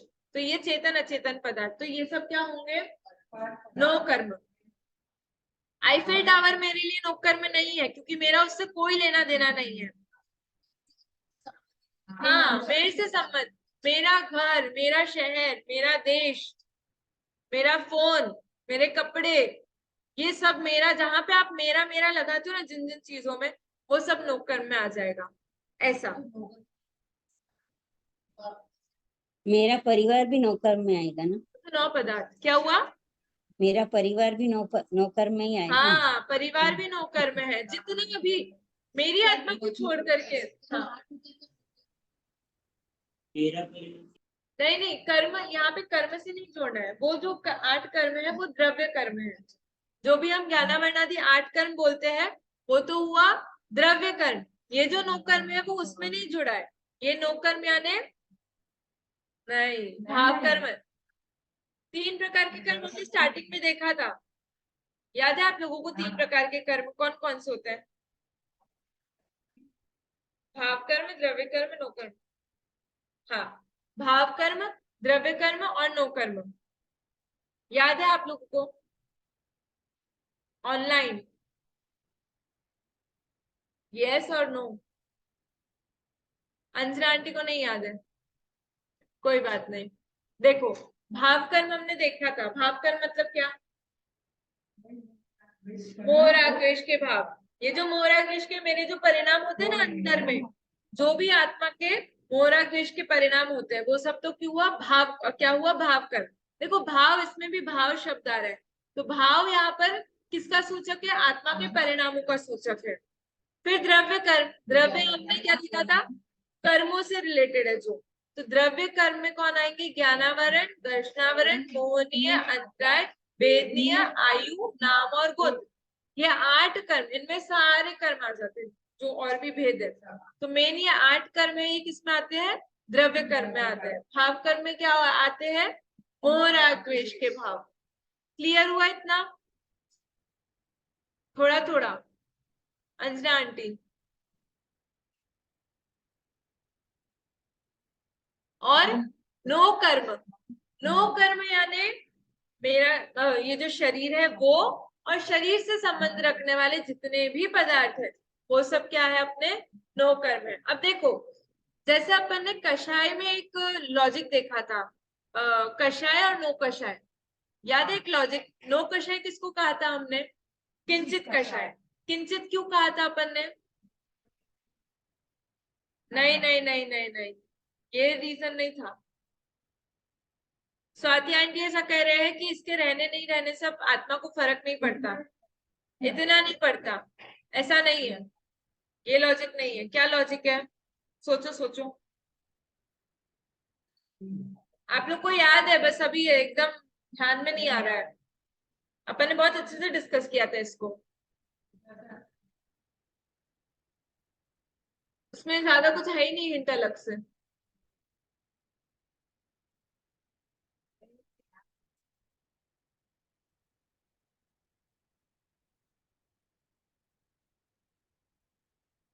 नो कषाय, कषाय और नो कषाय। तो मेन कषाय क्या होती है? क्रोध मान माया लोभ। और नो कषाय यानी किंचित कषाय, थोड़ी कषाय। वो कितनी होती है? 9 होती है। हास्य, रति, अरति, शोक, भय, जुगुप्सा, स्त्रीवेद, पुरुषवेद और नपुंसकवेद। अब ये जो 9 कषाय देखी थी अपन ने, इनको किंचित कषाय कहने का कारण ये था कि ये कषाय कभी भी अलग से नहीं होगी, ये हमेशा मेन कषाय क्रोध मान माया लोभ किसी ना किसी के साथ होगी, अवलंबन लेकर के होती है। अवलंबन मतलब सहारा। मेन कषाय जो 4 कषाय है, उनके सहारे से ही ये कषाय होगी। जब भी आपको हास्य हंसी आएगी तो उसमें इन चारों कषायों में से कोई एक कषाय होगी ही होगी। समझ आया ईशत किंचित कषाय कहने का कारण? वैसे ही यही लॉजिक अपन नो कर्म में भी लगाएंगे। लगा सकते हो? थोड़ा सा अगर आप सोच सको तो द्रव्य कर्म और नो कर्म, इन दोनों में रिलेशन है। कैसा रिलेशन है? आश्रय पाकर के मतलब ऐसा, हाँ मतलब भाव समझ गए आप लोग, शब्द थोड़े से आगे पीछे है। ऐसा कि द्रव्य कर्म के उदय से ही नो कर्म मिलते हैं। ऐसा आपको क्या कहते हैं कि ज्ञानावरण कर्म का उदय आया, ज्ञान में बाधा आना मतलब ज्ञानावरण कर्म, तो बाहर में क्या होगा? लाइट चली जाएगी। कोई ना कोई संयोग, आपको मान लो ज्ञानावरण कर्म का उदय आया, छोड़ो अभी उसको छोड़ो, अपन पहले सीधा सा एग्जांपल लेते हैं, वेदनीय कर्म का लेते हैं। साता वेदनीय का उदय, आपको अच्छे वेदन, अच्छा वेदन होना मतलब साता वेदनीय। तो साता वेदनीय का उदय, ये तो द्रव्य कर्म हुआ। तो उधर बाहर में आपको क्या निमित्त हुआ कि आपको अच्छा फोन चाहिए था तो फोन मिल गया आपको, तो वो क्या हो गया? नो कर्म हुआ। ये फोन मिलना क्या हुआ? फोन मिलना क्या हुआ आपका? नो कर्म हुआ। पर ये नो कर्म खुद से नहीं आया है चल के, कैसे आया है? इधर कोई ना कोई आपके कर्म का उदय था, तब ये बाहर में आपको संयोग मिलते हैं। नो कर्म यानी संयोग, जितने भी संयोग मिलते हैं वो किसी ना किसी कर्म के उदय से मिलते हैं, इसलिए इनको नो कर्म कहते हैं। समझ आया? क्लियर हुआ ये पॉइंट? नो कषाय और नो कर्म, इन दोनों का मैंने आप लोगों को लॉजिक बताया। इनको किंचित कषाय और किंचित कर्म, नो कर्म, इनको ये क्यों कहते हैं? कषाय में अपन ने देखा था कि जो नो कषाय है, नो कषाय है, वो मेन जो 4 कषाय है उनके अवलंबन से ही होती है, इसलिए उसको नो कषाय कहते हैं। किंचित कषाय कहते हैं हल्की कषाय है, थोड़ी, किसी खुद के सहारे से नहीं।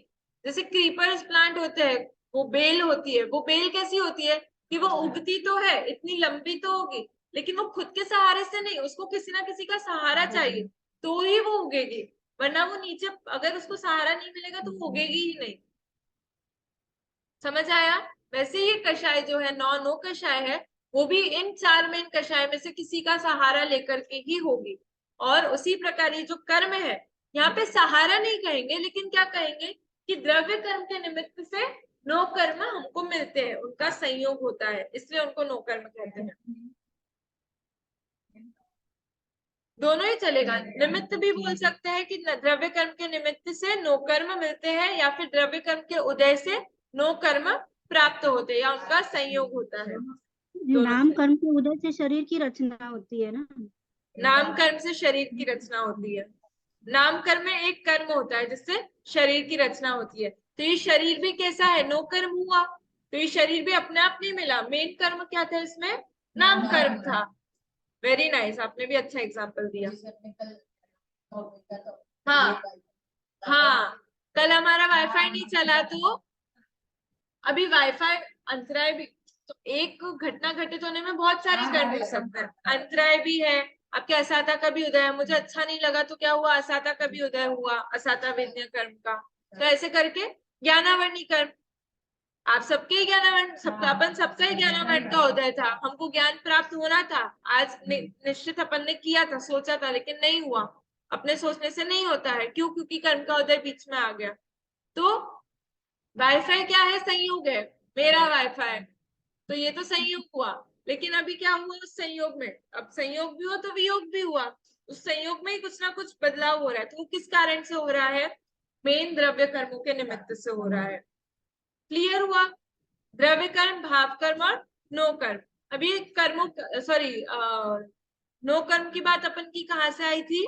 तो अपन देख रहे थे कि जब हम भेद विज्ञान करते हैं तो भेद विज्ञान में सबसे पहले पर पदार्थों से भिन्नता भाषित करना है। तो पर पदार्थ में अपन ने नो कर्म को देखा था, तो नो कर्म से अपन को भिन्न देखना है।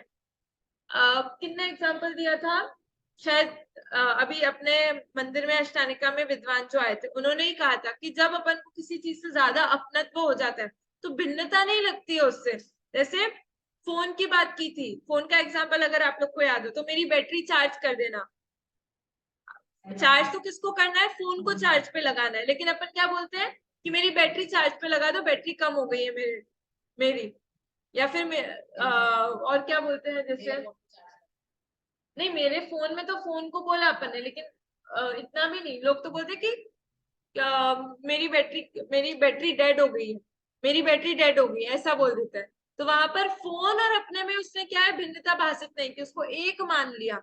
तो यहाँ पर गलती कहाँ हो रही है? यहाँ पर हो रही है कि जो चीज अपने नहीं है उसको अपन ने अपना मान करके बैठ गए। हाँ, शरीर का तो बहुत ही बेसिक एग्जाम्पल है। शरीर मतलब शरीर भिन्न है, लेकिन फिर भी अपन मेरी आंख, मेरा कान, मेरा शरीर, मुझे बुखार आ गया, मुझे कोल्ड हो गया, तो ये सब मुझे मुझे मेरा मेरा एकदम उसको एक में एक मान लिया अपन ने।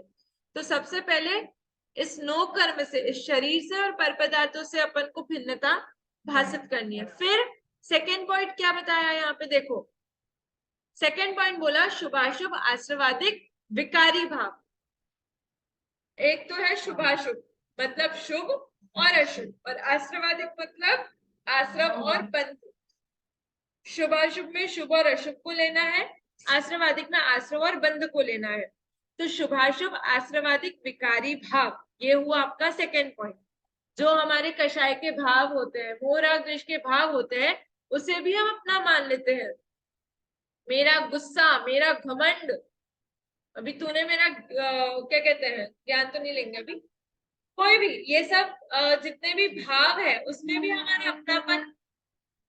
तूने अभी मेरी हंसी के लिए भी बोलते हैं लोग कि इसकी हंसी देखिए, इसकी हंसी तो बाप रे।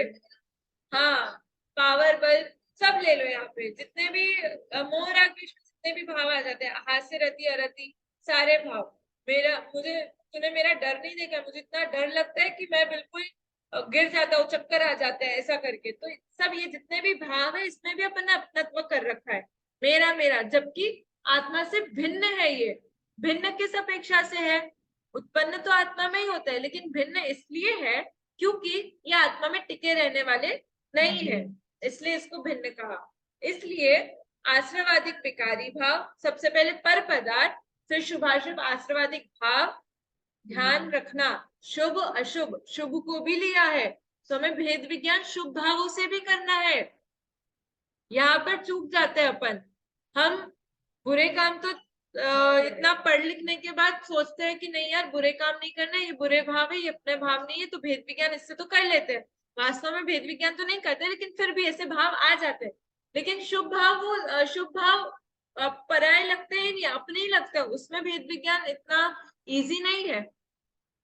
मतलब आपको यदि मंदिर जाने का भाव भी हो रहा है, स्वाध्याय सुनने का भाव, शास्त्र पढ़ने का भी भाव हो रहा है, तो भी उस समय आपको ये चीज क्लिक होनी चाहिए कि ये शुभ राग भी वास्तव में उपादेय नहीं है, अच्छे नहीं है, ये भी नष्ट हो जाए जल्दी।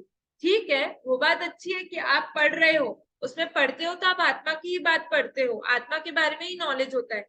लेकिन वो जो परिणाम आपको, जिन परिणामों के निमित्त से ऐसे भाव हो रहे हैं, वो परिणाम वास्तव में पुण्य का कारण है और पुण्य बांधेगा।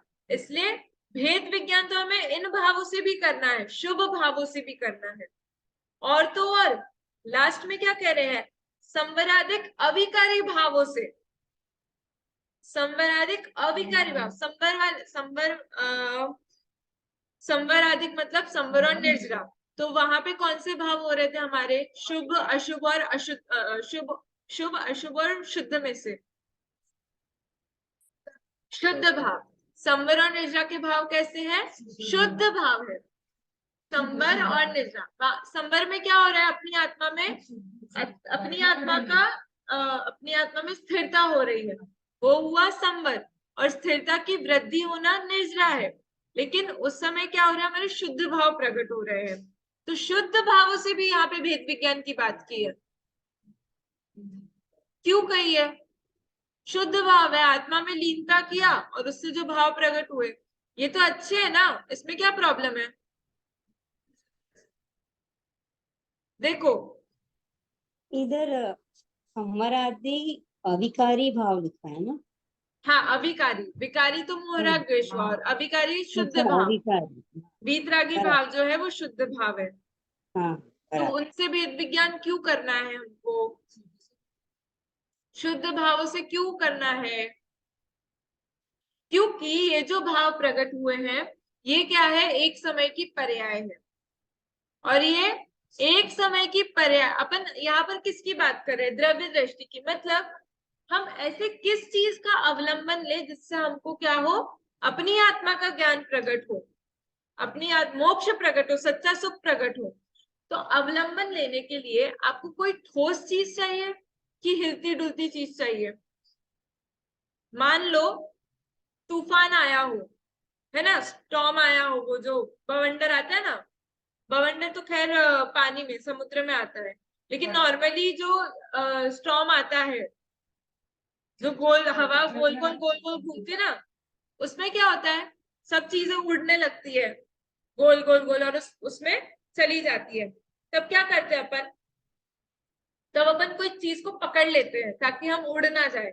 ऐसे तो अभी अभी तक किसी के लाइफ में ऐसा हुआ नहीं है, पर मूवीज में देखा है, सब जगह पता है। तो उसमें क्या करते हैं अपन? कोई ठोस चीज को पकड़ते हैं। हम अगर स्थिर रहना चाहते हैं तो किसी स्थिर चीज को पकड़ना पड़ेगा, तो ही हम स्थिर रह सकते हैं। भाई पेड़ की डाली है, वो खुद उड़ रही है हवा में, रस्सी है वो खुद उड़ रही है, उसको पकड़ सकते हैं क्या? पेड़ की डाली उड़ रही है, नाजुक डाली है, वो टूट करके कब उड़ जाए, क्या भरोसा? नहीं भरोसा है उसका, तो हम उसको पकड़ सकते हैं? नहीं। हम किसका सहारा लेंगे? जो खुद मजबूत हो। मजबूत चीज होगी, उसका सहारा लेंगे तो हम भी स्थिर रह पाएंगे। वैसे ही हमें यहाँ पे क्या करना है? अपनी आत्मा का ज्ञान करना है। देखो क्या लिखा है, एक बार मैं पढ़ती हूँ फिर समझाती हूँ एग्जाम्पल से। संवराधिक अविकारी भावों से भी पृथक, अलग, ज्ञानानंद स्वभावी त्रिकाली ध्रुव ध्रुव आत्म तत्व ही दृष्टि का विषय है। दृष्टि का विषय, दृष्टि का विषय मतलब मैं ऐसी किस चीज का, ऐसा कौन से विषय का दृष्टि करूं, मतलब कौन सी चीज का ऐसा अनुभव करूं, सहारा लूं, जिससे मुझे आत्मा का ज्ञान, सच्चा सुख प्रकट हो।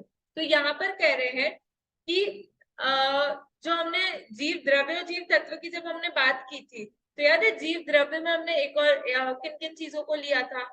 जीव द्रव्य में हमने विकारी अविकारी भावों को लिया था, वहां पे गुण भेदों को लिया था। तो वो तो क्या हुआ? जीव द्रव्य हुआ। यहाँ पर जिस तत्व की बात करें, आत्म तत्व की बात करें, वो जीव तत्व की बात चल रही है।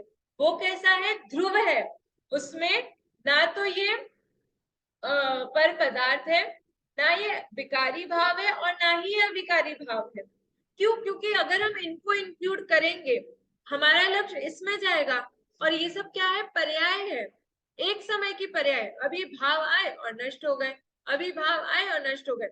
शुद्धता भी ऐसा है कि शुद्ध दशा भी पर्याय एक समय की होती है, तो हर समय नई नई नई नई नई नई शुद्धता होती है। तो अगर हम उस शुद्ध पर्याय का भी आश्रय लेंगे, तो हम तुरंत उसका ध्यान करने के उतने में तो वो नष्ट हो जाएगी। तो हम ध्यान कैसे करेंगे उस पर्याय का?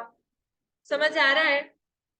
हम उस पर्याय का, अभी एक मोटा एग्जांपल लेते हैं गुस्से का। गुस्सा क्या है? गुस्सा ठहरता है क्या? नहीं, वो आता है और कुछ समय बाद चला जाता है। कुछ समय बाद तो अपन कह रहे, लेकिन वो एक समय में आता है, चला जाता है, फिर नवीन आता है, चला जाता है। कितने कोई भी परिणाम हो, कैसे भी परिणाम हो, एक समय के लिए ही वो ठहरते हैं। क्यों? क्योंकि पर्याय एक समय के, उसका टाइम पीरियड कितना है? एक समय का है। तो चाहे वो शुद्ध भाव हो, चाहे वो अशुद्ध भाव हो, शुभाशुभ भाव, विकारी हो चाहे अविकारी भाव हो, वो एक समय की पर्याय होने से हम उसका आश्रय नहीं ले सकते। इसलिए यहाँ पे शुद्ध भावों को भी अलग कर दिया।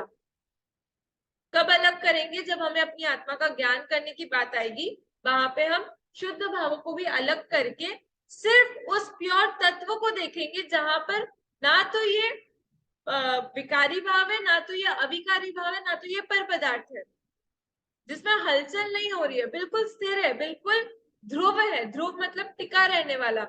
पहले भी ऐसा था, अभी भी ऐसा है और फ्यूचर में भी ऐसा रहेगा। आप कोई चीज को पकड़ो और वो चीज अगर चेंज हो रही है तो समझ जाना वो ध्रुव नहीं है। और कोई चीज ऐसी है वैसा का वैसा बना रहता है। लौकिक में अगर अपन एग्जाम्पल लेते हैं तो कौन सा? सोना है, जैसे सोना है वैसा का वैसा रहता है, वो खराब नहीं होता, बिगड़ता नहीं है वो। इसलिए तो लोग सोने को क्या करते हैं? स्टोर करके रखते हैं फ्यूचर के लिए, कि भाई सोना वैसे का वैसा रहता है तो हम आगे चल करके उसको बेच सकते हैं, उसका क्या कहते हैं, डिग्रेड नहीं होता है, वो खराब नहीं होता है। तो वैसे ही तो वहां पर वो ध्रुवता है, उसकी वो ध्रुवता है उस सोने की, क्या कि वो आप चाहे अभी खरीदो और उसको 50 साल बाद भी देखोगे तो वो वैसा का वैसा मिलेगा। वो उसका ध्रुवत्व बना है, ध्रुव बना है वो उसका। वैसे ही ये जो आत्मा की बात यहाँ पर कर रहे, द्रव्य दृष्टि, दृष्टि के विषय की, वो आत्मा कैसा है? तो पर पदार्थों से भी भिन्न, विकारी मोह राग द्वेष पुण्य पाप के भावों से भी भिन्न, और शुद्ध भाव अविकारी भावों से भी भिन्न है वो। फिर क्या कह रहे हैं कि इस दृष्टि से कथन में पर मतलब पर पदार्थ, विकार और भेद को भी गौण करके मात्र त्रैकालिक ज्ञान स्वभाव को आत्मा कहा है। यहाँ पर जिस आत्मा की बात की, देखो यहाँ पे आत्मा का ना, आत्म तत्व, तो कौन से आत्मा की बात की? तो जहां पर पदार्थों को भी हटा दिया, विकारी अविकारी भावों को भी हटा दिया। विकारी अविकारी भावों को क्यों हटाया? क्योंकि वो पर्याय है।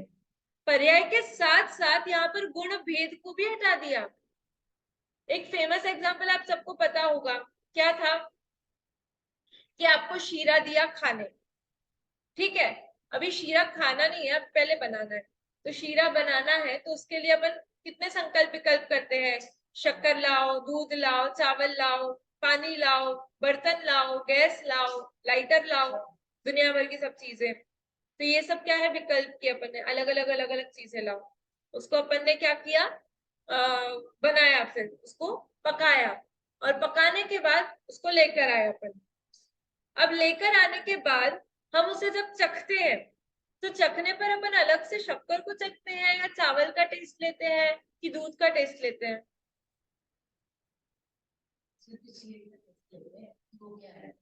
उसके अंदर पता चल जाता है हाँ, सिर्फ शीरे का टेस्ट लेते हैं। उस समय, जिस समय हम उस चीज का अनुभव कर रहे हैं, उस समय हमें कोई विकल्प नहीं आता। बाद में वो बात अलग है कि अपन टेस्ट करने के लिए क्या करते हैं, टेस्ट करते हैं और फिर अलग अलग उसका बताते हैं कि नहीं भाई इसमें ये कम है, इसमें ये कम है। लेकिन जिस समय आप उसको टेस्ट कर रहे हैं उस समय हमें कोई विकल्प नहीं रहता, कोई गुण भेद नहीं। गुण भेद यहाँ पर हम क्या लेंगे? उसकी सामग्री, है ना अपन, क्योंकि जैसे ही जिस समय हम उस चीज में उलझे कि यार इसका तो ड्राई फ्रूट भी डलता है ना, तो मान लो ड्राई फ्रूट्स खाया, उस समय अपन ने उसको टेस्ट किया, उसका टेस्ट लिया, तो उस समय अपन को पूरे खीर का टेस्ट नहीं आएगा, उस समय उसी चीज का। देखो परिणाम बहुत सूक्ष्म होते हैं। अपन को ऐसा लगता है कि अपन ने पूरा का एक साथ टेस्ट भी कर लेते हैं और अपन अलग अलग से उसका स्वाद भी चख लेते हैं और बता सकते हैं, लेकिन ऐसा नहीं है। जिन धर्म में, अपनी जिनवाणी में ऐसा लिखा है कि जिस समय आपका जहां उपयोग होगा उस समय दूसरी जगह उपयोग नहीं हो सकता है। तो जिस समय अगर आप शक्कर का टेस्ट ले रहे हो उस समय आपको बादाम और पिस्ता और इन सब का टेस्ट नहीं आएगा। जिस समय आप पिस्ता, इन सब का टेस्ट, दूध का टेस्ट नहीं आएगा। लेकिन जब अपन बिना संकल्प विकल्प के सिर्फ खाने का टेस्ट लेते हैं, सिर्फ खाते हैं, तो उस समय कोई विकल्प नहीं होता कि इसमें इतनी चीनी डली, इसमें इतना ये डला, इसमें इतना ये डला है, या इतनी महंगी। जैसे खाते बनाने के टाइम तो अपन सोचते हैं कि भाई इतनी, अपन को 100 ग्राम इतना ये चाहिए, इतना ये चाहिए, इतना ये चाहिए, लेकिन खाते टाइम कोई विकल्प नहीं होता। तो ये क्या है? गुण भेद है। जब हम आत्मा की बात करेंगे तो गुण भेद क्या होगा आत्मा में, कि मैं आत्मा में लीन हूँ। अब मैं ये नहीं सोच रहा हूँ कि मैं ज्ञान वाला हूँ या दर्शन वालों, मेरे में ज्ञान है, मेरे में दर्शन है, मेरे में सुख है, मेरे में वीर्य है, ये सब क्या है? विकल्प है, गुण भेद है। अगर हम ये सोचेंगे तो पूरी आत्मा का ज्ञान नहीं होगा। पूरी आत्मा, जो आत्मा है उसमें तो सब है, सब अनंत गुण है। अब आप किसी एक चीज पे ध्यान दोगे तो पूरे का ज्ञान होगा कि नहीं होगा? नहीं होगा, हो ही नहीं सकता है, क्योंकि वो विकल्प है। तो पूरी संपूर्ण आत्मा का ज्ञान करने के लिए ये गुण भेद को भी हमें एक तरफ रखना पड़ेगा। पर्याय का तो अवलंबन ले ही नहीं सकते, क्योंकि वो आई गई आई गई आई गई आई गई, तो वो तो अवलंबन का है ही नहीं विषय। लेकिन ये जो गुण भेद है, अवलंबन मतलब क्या कि आप किसी को ये नहीं बोल सकते कि तू बस यही सोच, मैं ज्ञान वाला आत्मा, ज्ञान वाला आत्मा, ज्ञान वाला आत्मा, ऐसा नहीं सोचना है। मैं क्या हूं? बस आत्मा, बस आत्मा, और ये सब मुझसे भिन्न है, बस इतना, एक आत्मा, बस इतना ही सोचना है। और ये भी क्या है? विकल्प है। बाद में तो सिर्फ चिंतन चलता है, चिंतन करते करते करते धीरे धीरे ध्यान हो जाता है, फिर वो विकल्प ही नहीं रहता कि मैं आत्मा और ये आत्मा नहीं है, ऐसा। तो बहुत गहरी बात है, पर अभी अपन इतना इतना समझते हैं कि जब हम आत्मा, जिस द्रव्य दृष्टि की बात करते, दृष्टि के विषय की बात करते हैं, उसमें पर, विकार और भेद को भी गौण करके मात्र त्रैकालिक ज्ञान स्वभाव को आत्मा कहा, और उसके आश्रय से ही धर्म प्रकट होता है। आया होगा आप लोग को क्वेश्चन की संवर निर्जा कैसे प्रकट हो, शुद्ध भाव कैसे प्रकट हो, तो उसका यहाँ पे बताया कि इस प्रकार से भेद विज्ञान करेंगे जब, और अपनी आत्मा का आश्रय लेंगे तो संवर प्रकट होगा। अब इसमें है ना एक पॉइंट है गौण करके, गौण करके, ये वाला अभी अपना टाइम एक्चुअली हो चुका है, पर अपन आप लोग लेट ज्वाइन हुए थे, 10 मिनट, 2 ही मिनट बचे, तो अपन स्टॉप करते हैं अभी फिर, ठीक है। तो ये गौण करके वाला पॉइंट मैं नेक्स्ट क्लास में एक्सप्लेन करूंगी। और अपना लास्ट टॉपिक रह गया है कि इन सातों तत्वों में हेय, गेय और उपादेय क्या होता है, उसको अपन देखेंगे। अपन अभी यहीं पे स्टॉप करते हैं, ठीक है। आप लोग कोशिश कीजिए कि थोड़ा सा जल्दी ज्वाइन हो, तो अपन क्या है कि और अच्छे से टाइम का यूटिलाइज कर सके। आज अपना ना तो मैं ना तो क्या कहते हैं स्तुति भी ले पाई, ना समरी हो पाई आज। आप लोग प्रिपेयर कर रहे हैं कि नहीं कर रहे हैं? समरी नहीं कर रहे हैं, कोई बात नहीं, पर धीरे धीरे करके अभी अपने जैसे आत्मा परमात्मा वाला चैप्टर हो गया, तो उसका समरी तैयार करने की कोशिश करें। कम से कम आप लोग 2.5 मिनट बोलिए, मैक्स टू मैक्स 10 मिनट, कोई बात नहीं, 5 मिनट का ठीक है, लेकिन अभी आप लोग को देख करके 2.5 मिनट, कम से कम आप लोग 2.5 मिनट आकर के बोले, जितना विषय आप बोल सकते हैं, और मैक्स टू मैक्स 10 मिनट। कुछ लोग होते हैं जो एक्स्ट्रा भी बोलते हैं, तो पॉइंटर्स बस जो अपन डिस्कस करें ना, क्या क्या पॉइंट्स है। 7 तत्वों में भी अपन ने देखा प्रयोजन तत्व की डेफिनेशन, तत्व की डेफिनेशन, 7 तत्वों के नाम और उनकी डेफिनेशन, बस वही आकर के बोलना है और कुछ नहीं है उसमें, ठीक है। तो आप लोग प्रिपेयर कीजिए, है ना। करते हैं अपन शुरू फिर से। आप लोगों को कुछ डाउट है अभी? नहीं हो तो आप लोग ग्रुप पे मैसेज कर देना। अपन अभी यही स्टॉप करते हैं। जनवाणी स्तुति, हाँ खंजिला आंटी। ये नेक्स्ट टाइम के लिए है, 7 तत्व में हेय, गेय, उपादेय क्या है। हाँ अभी समय हो गया है अपना, तो अपन नेक्स्ट क्लास में डिस्कस करेंगे। थोड़ा सा उसको समझना पड़ेगा, टाइम जाएगा 10 मिनट का, तो नेक्स्ट क्लास में देखेंगे, ठीक है। चलिए जनवाणी स्तुति। निज निधि निज में बताई, यह अनंत उपकार है, उसके लिए जिन वाणी माँ